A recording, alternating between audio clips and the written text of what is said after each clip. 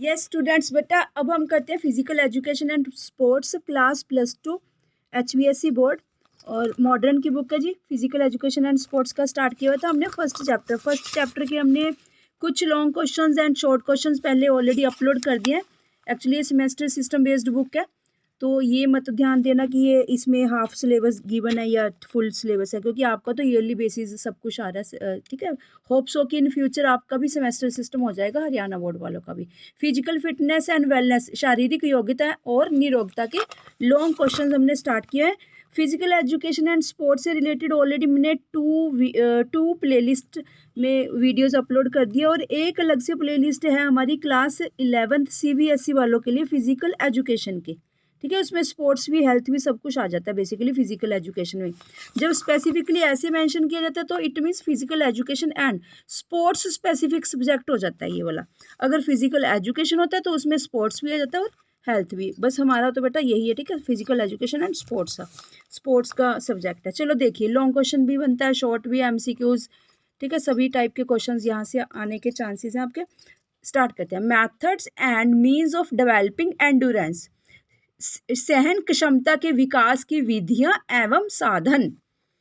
सहन क्षमता के विकास के लिए कई विधियां एवं साधन प्रयोग किए जाते हैं। यह बात मन में रखी जानी चाहिए कि उन्हें सहन क्षमता की मूल जरूरतों को पूरा करना होगा एवं सहन क्षमता प्रतियोगिताओं से संबंधित है। यह सहन क्षमता का उच्च गुण है जो उच्च कार्य को आधार बनाता है। मूल सहन क्षमता विभिन्न खेलों के लिए महान मूल्य रखती है। सहन क्षमता प्रशिक्षण के लिए निम्नलिखित विधियां व्यवस्थित की जाती हैं। बस आपने हेडिंग्स खूब से रट्टे लगा लेने। कौन सी 3 मेथड्स हैं? Duration method, interval method, test and competition method. यानी कि अवधि विधि, अंतराल विधि, परीक्षा एवं प्रतियोगिता विधि। अब देखिए, जो फर्स्ट वाली है उसको बाइफरकेट किया गया 3 पॉइंट्स में। निरंतर परिवर्तित फॉर्टलेक, ठीक है जी, फॉर्टलेक के ऊपर आपका कुछ ना कुछ शॉर्ट या लॉन्ग क्वेश्चन आने के चांसेस हैं फॉर्टलेक के ऊपर। चलिए देखिए, ड्यूरेशन मेथड। सबसे पहले देखिए ड्यूरेशन, एंडोरेंस कर रहे हैं हम, सहन क्षमता के ऊपर टॉपिक चल रहा है, कैसे डेवलप किया जाए सहन क्षमता को। फर्स्ट मेथड, इसकी विधि देखिए, ड्यूरेशन मेथड। अवधि विधि, निम्नलिखित 3 विधियां प्रयोग की जाती है। निरंतर, परिवर्तित, फाटलेक। खेलों के प्रत्येक रूप में ये विधियां प्रयोग की जाती है। फर्स्ट पॉइंट, लंबे समय के लिए भार लादा जाता है जिसमें अंतरालों के दौरान कोई रुकावट नहीं होती। नंबर सेकंड, हलचल निरंतर बढ़ती अथवा घटती है। थर्ड पॉइंट, बोझ व्यक्तिगत प्रशिक्षण दशाओं पर निर्भर करता है। फोर्थ, यह 30 मिनट की अवधि से कम नहीं होना चाहिए एवं यह उच्च स्तर के एथलीटों एवं तैराकों के लिए 120 मिनट तक बढ़ सकती है। यह एरोबिक दशाओं में कुशलता बढ़ाता है एवं लंबे समय के लिए ऑक्सीजन लेने की योग्यता की कुशलता बढ़ाता है। गति इस सीमा तक बढ़ जाती है कि व्यक्ति को ऑक्सीजन के ऋण का सामना करना होता है। एरोबिक दशाओं में ऑक्सीजन को अंदर खींचना क्षमता के अनुसार मुख्य स्रोत है।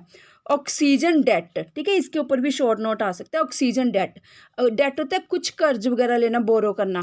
ऑक्सीजन ऋण, ऑक्सीजन ऋण किसी व्यक्ति की कार्यक्षमता एवं ऑक्सीजन की सप्लाई के मध्य अंतर होता है। कॉन्टिन्यूस ड्यूरेशन मेथड, सेकंड वाला पॉइंट स्टार्ट हो चुका है। कॉन्टिन्यूस, हाँ जी, जो ड्यूरेशन मेथड था उसका फर्स्ट पॉइंट निरंतर अवधि बताया था ना, कॉन्टिन्यूस ड्यूरेशन मेथड। इस विधि में लंबे समय के लिए निरंतर गति व्यवस्थित की जाती है। हृदय धड़कन की बोझ तीव्रता 150 से 180 प्रति मिनट के मध्य होनी चाहिए। इसकी विशेषताएं निम्नलिखित है। काम की निरंतर एवं गतिशील तीव्रता, कार्य की लंबी अवधि। इस विधि को केवल विकास के लिए एवं थकावट की रोग की वृद्धि के लिए मान्यता दी जाती है। यह किसी व्यक्ति को उचित रूप से काम करने के लिए अधिक अनुकूल परिस्थितियों को स्थिर करती है। यह मांसपेशियों की प्रेरणा में स्वयं नियंत्रण बढ़ाने में मदद करती है। अल्टरनेट ड्यूरेशन मेथड, परिवर्तनशील अवधि विधि। इस विधि में गति में परिवर्तन एक योजना के अधीन होता है। तीव्रता बढ़ती है ताकि व्यक्ति ऑक्सीजन ऋण के चलाने के लिए तैयार हो। नब्ज की चाल 140 से 180 प्रति मिनट हो जाती है। यह विधि प्रशिक्षण की निरंतर एवं अंतराल विधियों के बीच की है। इसे मध्यम एवं लंबी दूरियों में मान्यता दी जाती है।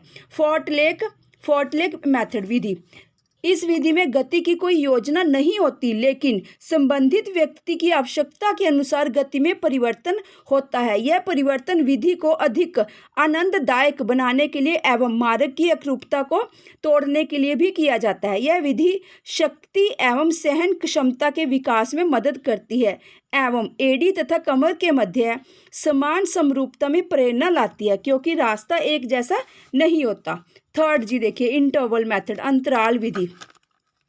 इस विधि में कुछ निश्चित स्थितियों में भार उठाने एवं कमिंग बैक में कमरबद्ध परिवर्तन की जरूरत होती है। अंतराल का अर्थ है पूर्ण आराम, लेकिन नया भार दिया जाता है जब नब्ज की गति 120 से 130 प्रति मिनट हो जाए। इसका आधार एरोबिक कार्यक्षमता के विकास की स्थितियों में काम है। ऑक्सीजन ऋण इकट्ठा होता है जब कई बार अत्यधिक उच्च तीव्रता से निम्न तीव्रता की कसरतें दोहराई जाती हैं। इसके परिणाम निम्नलिखित हैं।